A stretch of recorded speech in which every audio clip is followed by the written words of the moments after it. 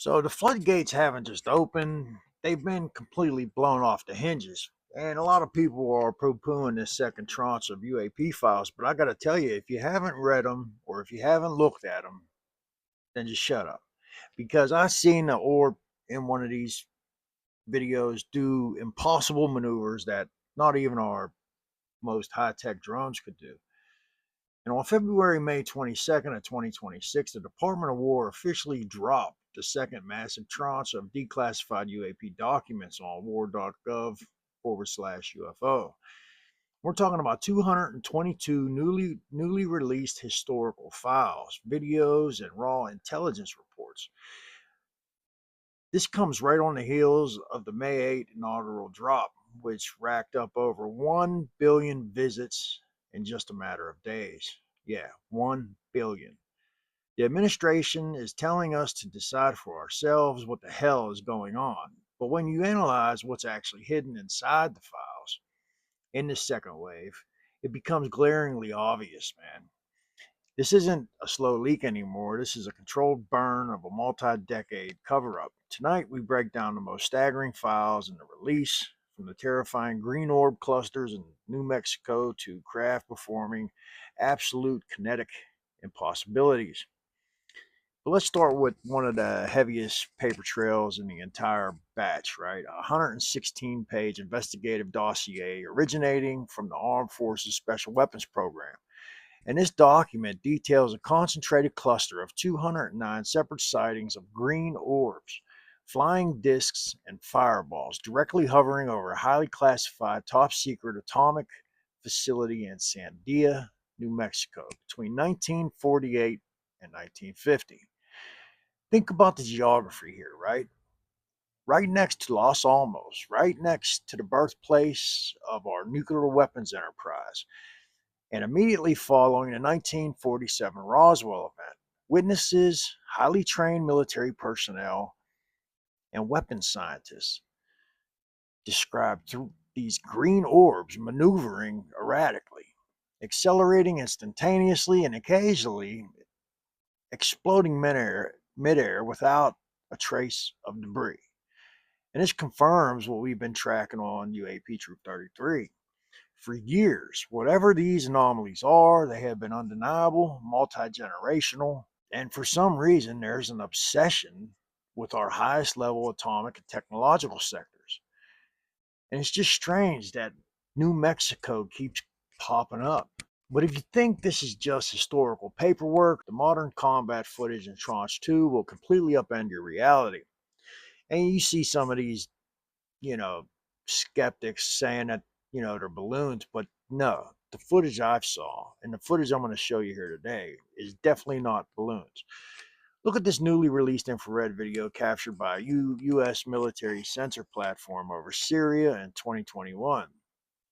You see a tracking reticle following an unidentified object before it suddenly displays what service members officially logged as instantaneous acceleration, which is one of the 5 observables, right? It goes from a steady cruise to completely off the radar in a fraction of a second. No thermal exhaust plume, no aerodynamic drag, no sonic boom. It fundamentally breaks our understanding of propulsion mechanics. Then we have the official 46-second infrared tape from February 12th, 2023. And this is the Lake Huron shootdown. Now, this one, I'm going to have to say was a balloon. But why the hell would you just keep this secret for so long if all it was a balloon? It doesn't make any sense.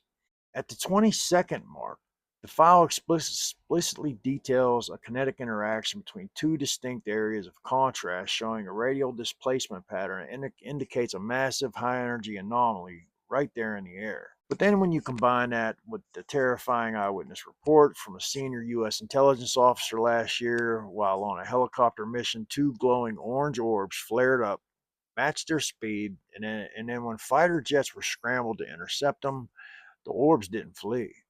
The intelligence officer states they turned around and chased the fighters. The crew was left virtually speechless. Yeah, these are videos that are very similar, eerily similar to the videos we had at the Pentagon when I was in ATIP in the Pentagon's UFO program. And you're seeing here objects that are demonstrating, in some cases, one of the 5 observables, which is instantaneous acceleration, hypersonic velocity, anti-gravity, and even perhaps transmedium travel. And I think a lot of these videos are fantastic, giving them out to the public, the American public, to look at and see for themselves.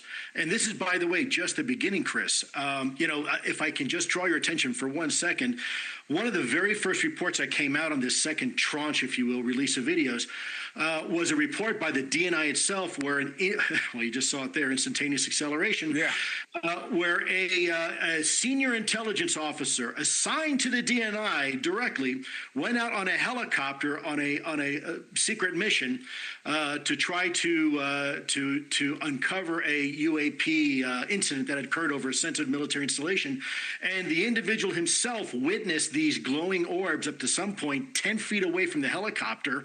It's unbelievable. I think it's fantastic that the administration is delivering on this promise. I think you have in this second tranche a treasure trove of data. So, Avi, there are also some color videos, if we can put those up now, that are you playing right now? That's in color? All right, I'll take it. Maybe it's just my monitor. But, Avi, what is the significance of these that are newer and more modern technology and what they show? What does that confirm, and what does it raise as a new question? Well, obviously, right now, we have sensors that are far better than we had 50 years ago. And the best ones are actually on satellites, and they have spatial resolution of a few centimeters. We don't see that data, and therefore I believe that it would be far more useful to have a group of people, a board that looks also at the classified data, because the classified sensors we have right now should be able to have high resolution images of those UAP and also track their motion relative to features on the ground. Either these are human-made objects or non-human-made objects. Either way, the matter is of great importance for national security or for basic science. Now, the point is that I believe that what we are seeing in many of the cases are failures of the defense system of the U.S. because there are objects over the sky that we don't know about. Some of them are Chinese spy balloons, as we noticed in 2023.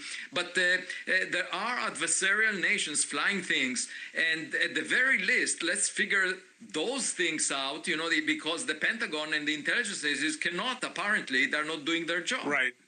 Let me show one more thing, and then I want to take a break, and then I want to talk about what you guys are hinting at, which is wait until you see fill in the blank. Wait until you learn fill in the blank.